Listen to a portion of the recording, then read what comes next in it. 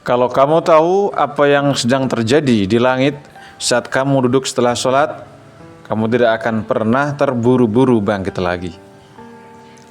Jangan lewatkan detik pertama video ini.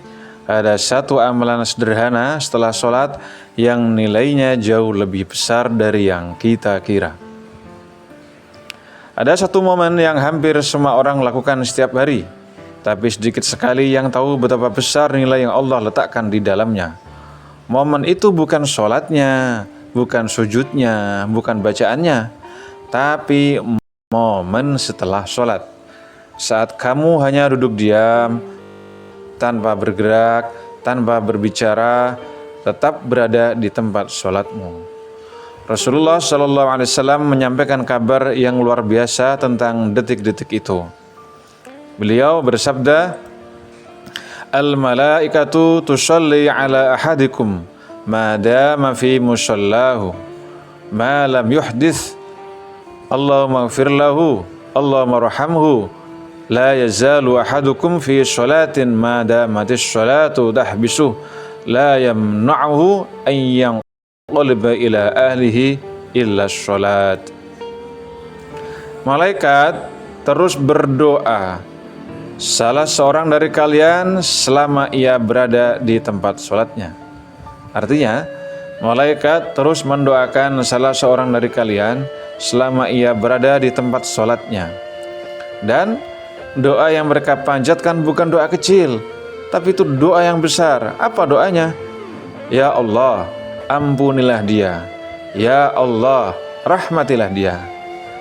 Perhatikan kalimat beliau. Selama kamu duduk, selama kamu tidak berbicara, selama kamu tidak membatalkan wudhu, selama kamu tidak membicarakan hal yang menyakiti orang lain, selama kamu tidak berghibah, malaikat tidak berhenti mendoakan. Bukan satu malaikat, bukan dua, tapi para malaikat, yaitu makhluk suci yang tidak pernah bermaksiat. Malaikat ini memintakan untukmu dua hadiah terbesar dari Allah. Apa itu? Ampunan dan rahmat Allah. Bayangkan beratnya beban hidup, ajal, rezeki, dosa-dosa, kekhawatiran. Dan saat kamu duduk sebentar, malaikat sedang berkata, malaikat sedang berdoa, ya Allah, ampunilah dia orang yang duduk ini. Ya Allah, rahmatilah dia yang duduk di tempat sholat ini. Tanpa kamu minta, tanpa kamu bersuara, tanpa kamu melakukan apa-apa. Bahkan Rasulullah SAW menambahkan sesuatu yang tidak kalah besar. Apa itu? Seseorang dihitung masih dalam sholat selama sholat itulah yang menahannya. Artinya, meski kamu sudah mengucapkan salam, selama kamu duduk di tempat sholat tadi dan tidak bangkit, pahala sholatmu masih berjalan, masih ditulis, masih mengalir, masih terus bertambah. Contoh, setelah habis maghrib, kita nggak pulang, kita sholat ba'diyah. Setelah itu kita masih menunggu di musola atau di masjid sampai isya.